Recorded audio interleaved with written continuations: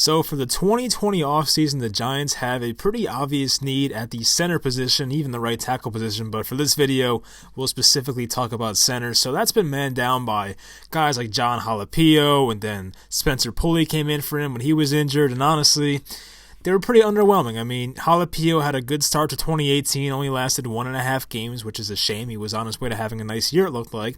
But last year, he was, kind of inconsistent, to say the least. And then you had Spencer Pulley full in. He wasn't much better. So, honestly, the Giants could really use an upgraded center. There are some guys in free agency, some guys in the draft, and I think I have about 3 or 4 options in this video of guys we'll go over to play center for the Giants next year. There obviously are way more options than 3 or 4 only, but still, I want to give you guys a few options. I'm not going to go through everybody in free agency, but these are some likely options in my opinion, and guys that I think would be upgrades for the Giants in the 2020 season. So the first option here is someone that is going to be in the 2020 draft, Tyler Biadasz. Hopefully I'm pronouncing that right. I think that's correct. So he's the center for Wisconsin entering the draft this year.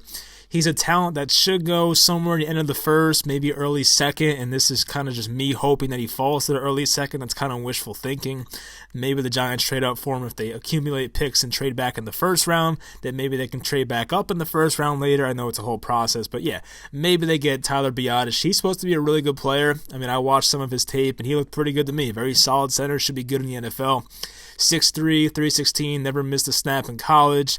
He helped. He's a good run blocker, especially for Jonathan Taylor, who had some great numbers at Wisconsin. They have one of the best rushing attacks in football, or in college football, as they usually do.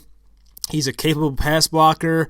In 2019, he was a unanimous first-team All-American. He should be a safe pick and a good NFL player.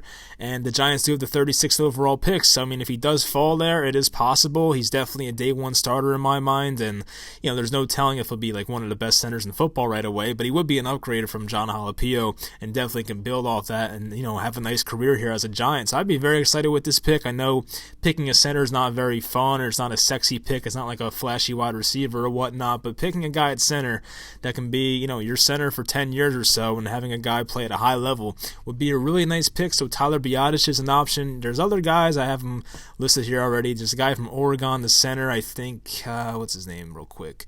Jake Hansen from Oregon. Then you have Nick Harris from Washington. So there's guys below him on the draft board that, could be drafted to play center. And I think Nick Harris is pretty good out of Washington. I haven't watched him yet, but I've heard that he's pretty good, so I have to get to that. But so far I've watched about probably 60 college prospects, and I haven't got to the the other centers yet, but I'll get there eventually. So Biadasz was a guy I watched a little bit of. I liked him on tape. Should be a good NFL center, and he would be a good option if the Giants were able to get him at the 36th overall pick.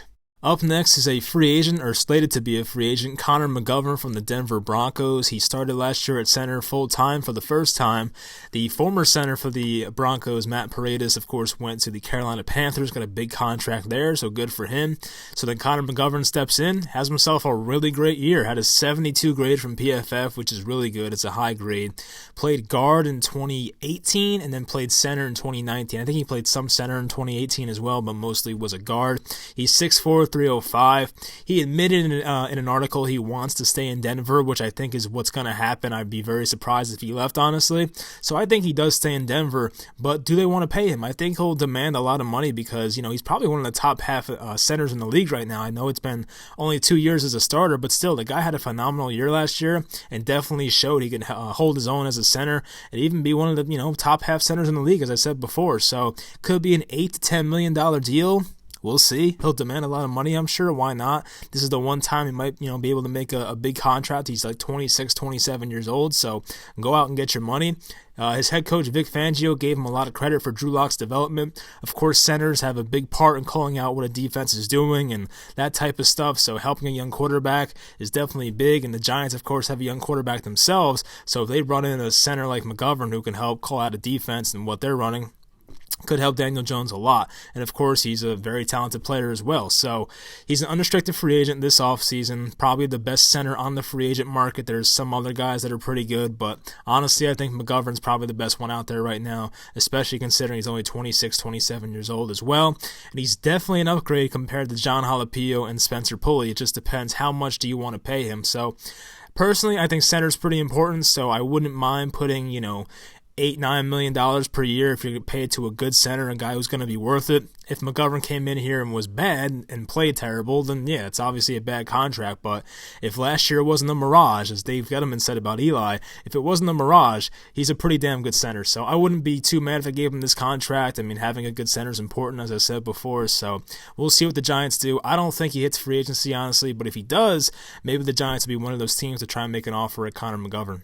Next option is another free agent, Ted Karras from the New England Patriots. I talked about him on my other channel. I think it was the What Should the Giants Do This Offseason video, and I had the Giants signing Ted Karras for 3 years and $15 million, I believe it was. So Karras started 15 games for New England at center in 2019, only missed one game, of course.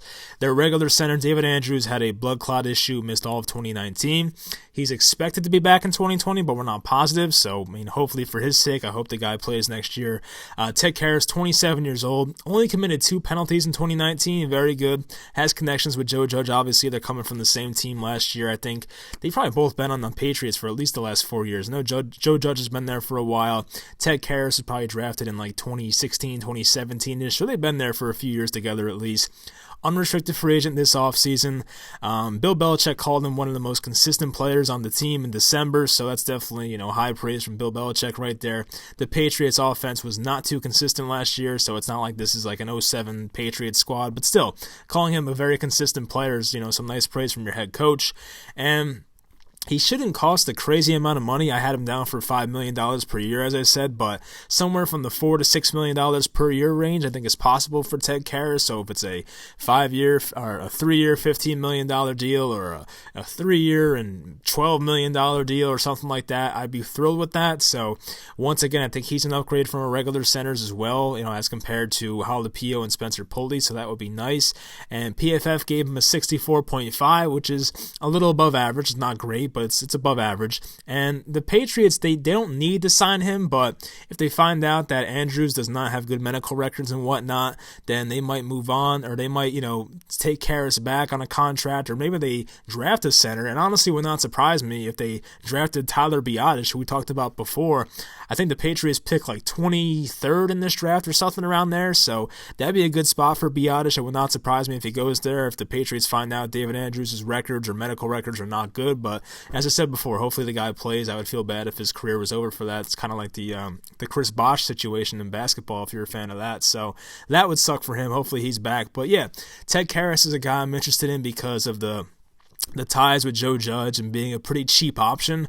He'd be an upgrade from our centers that are currently on the roster, so I'd be very happy with that move. Hopefully you get a new left tackle in, you get a new center in, and of course you have both guards. Will Hernandez needs to play better next year, but Kevin Zeitler's a stud. Hopefully get a new right tackle or move Nate Solder over there, and maybe you have yourself a good offensive line. I think Ted Karras would be a nice signing for this team. And lastly, we have the in-house options, which of course is John Jalapeno and Spencer Pulley, guys I've mentioned throughout this video. So Jalapeno is a restricted free agent with the Giants, so they could bring him back on a cheap contract. I think he makes under $1 million anyway, so it would not cost a lot to bring him back. He tore his Achilles the last game of the year. I think it was like December 30th or 31st, so it's very late in December. Not sure if he'd be ready for the regular season. Of course, the Giants say he will be, probably, but it's hard to determine that. I mean, Achilles injuries are tough. Some guys recover quicker than others, but honestly, it's a tough one to come back from. And Dave Gettleman's always been by his side. It feels like every time Gettleman talks about the offensive line, he mentions Jalapeno. There was the press conference where, not the press conference, I think it was a call-in with Michael Kay, actually, where he said, we have our inside 3, which basically meant Will Hernandez, Kevin Zeitler, and the center position being John Jalapeno. So maybe Gettleman wants to bring him back next year. Maybe he was saying it just to, not kind of just give away his hand, basically. But PFF rated him at 53.6 in 2019, a little below average, not terrible, but not good either. He'll be 29 next season, coming off the bad injury. Missed 15 games in the last 2 seasons. I mean, maybe he's injury prone. I think it was a broken leg 2 years ago, and now this year, the torn Achilles. And those are freak accidents. Those things happen, so I wouldn't really call him injury prone. It's like, sometimes guys get unlucky for 2 years in a row. It is what it is, but at the same time, he's going to be 29. There's more talent out there on the free agent list and guys in the draft. So personally, I would like to move on from Jalapeno, but also would not shock me if Gettleman brings him back because he has talked very highly about him in the past. Now, Spencer Pulley, If they cut him, they could save $2.7 million, and there will be no dead cap space for him. He signed I think it was a 3-year, $9 million deal or something like that. It was a pretty decent amount for Spencer Pulley. Came over from the Chargers in the middle of 2018 to fill in for Jalapeno, actually. Had 1 start in 2019, had 9 starts in 2018. PFF graded him a 48.7, which was only 1 game, small sample size. But in 2018, had the 9 games, he had a 55.9 grade, which is once again below average. And he's 27 next year, so he's a bit younger, but honestly, I think he's a backup at best. I would not rely on Spencer Pulley to be a starter. I don't expect anyone in the comments to argue me on that, but I've seen weirder stuff, so you never know. So if you believe Spencer Pulley should be the starting center next year, I'd love to hear the argument, but honestly, I don't see them going that way. So they can keep him as a backup. I'd be fine with that. He's a guy who could fill in and maybe start 1 or 2 games. He's not going to play well probably, but he's just a guy who could play center and guard to give her some versatility and whatnot. But honestly, I hope they move on and hopefully they get a new center and keep Jalapeno as a backup. That'd be fine with me because at least Jalapeo's had starting experience for a while on this team and has had some bright moments. So hopefully we can save, $2 million or so and release Pulley. But, we'll see. It depends on how the rehab process goes for Jalapeno. Of course, we won't know that for a while because the season doesn't start for another, 7 months or so, whatever it is. So, we'll see what they do. But once again, it would not shock me if got been brought back, John Jalapeno, because it seems like he loves the guy. So we'll see. So hopefully you guys enjoyed this video. If there's another option out there that I'm missing or you think I'm missing, let me know in the comments and we'll talk about it. I think the Ravens have their center as a free agent. There's a couple other guys in free agency that, weren't that good, but, throw their name in there. Maybe we'll agree on that. We'll see. But hopefully you guys enjoyed this video, and I'll talk to you next time.